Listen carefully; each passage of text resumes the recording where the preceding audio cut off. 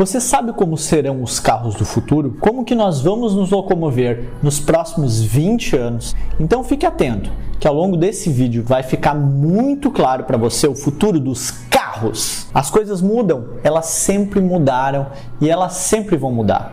E para entender o futuro, também é preciso entender o passado.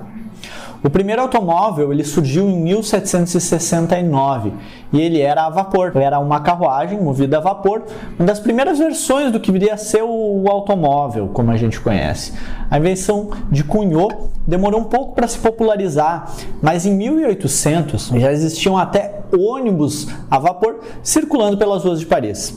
Esses veículos que funcionavam queimando carvão, eles eram pesados, eles eram barulhentos, eles eram muito fedorentos, tanto que eles até chegaram a ser proibidos na Inglaterra. O primeiro projeto de motor elétrico, ele começou com o húngaro Anios Jeglitic, em 1828. O primeiro veículo elétrico, ele teria sido construído só em 1835 por Thomas Davenport. E eles estavam dominando o mercado, que antes era todo dos veículos a vapor. Então, no ano de 1900, por exemplo, 28% do mercado de carros já era dos elétricos nos Estados Unidos. E tinham modelos surpreendentes da época, sendo que um deles até chegou a atingir a marca de 100 km por hora em 1899. O declínio desses carros elétricos ele veio então graças a um carinha bem conhecido, o Henry Ford, que começou a produzir veículos a combustão em massa, fazendo com que o custo de produção desses veículos, desses tipos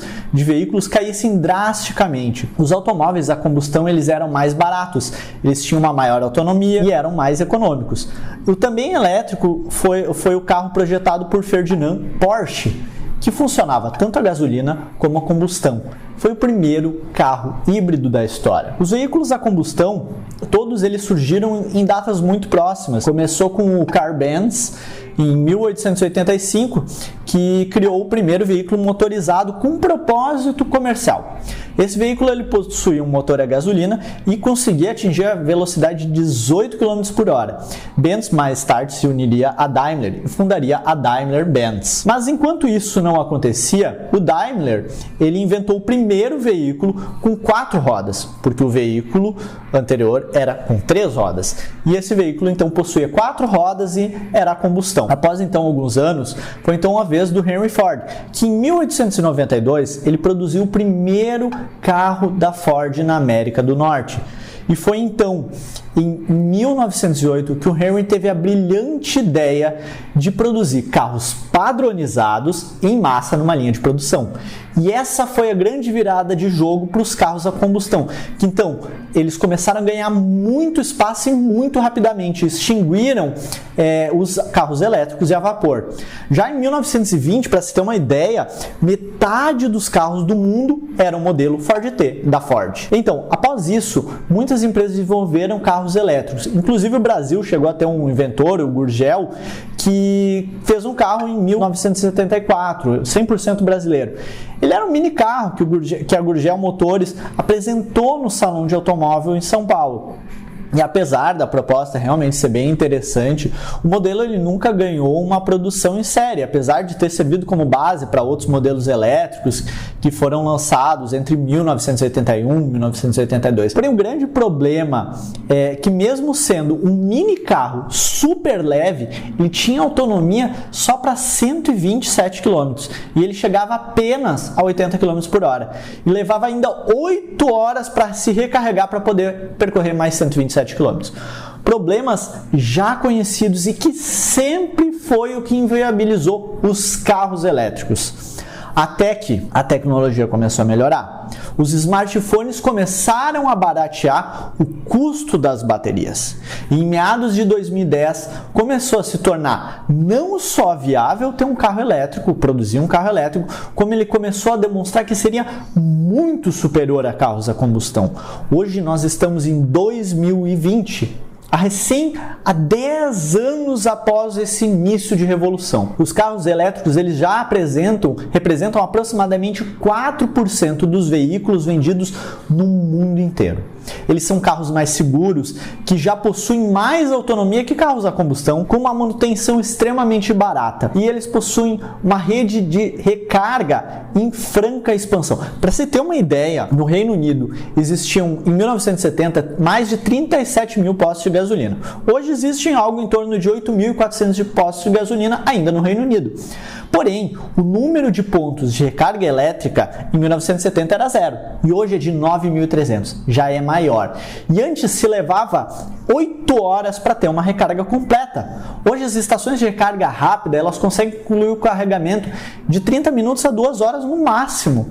E a autonomia, que antes era de pouco mais de 100 km, hoje, conforme o carro, o modelo em média é 300 km, podendo chegar em alguns casos até 800 km. Mas isso é apenas o início da revolução. A revolução, aliás, que parece estar engasgada há mais de um século, quando surgiu o primeiro carro autônomo. Apesar de a criação ter funcionado em 1921 de um carro autônomo, ele não era capaz de carregar pessoas. Já em 1950, a grande novidade foram os sensores, que eram capazes de detectar a velocidade do carro e mover ele. Essa tecnologia era posicionada ao longo das estradas, fornecia informações para os carros serem orientados com receptores. Os sensores foram sendo aprimorados. Entretanto, as novas estradas não foram equipadas com esses sensores. E o sonho simplesmente morreu. Com a chegada dos anos de 1970 e 1980, a tecnologia de programação e processamento de dados, ela avançou, permitindo que os primeiros carros verdadeiramente autônomos surgissem.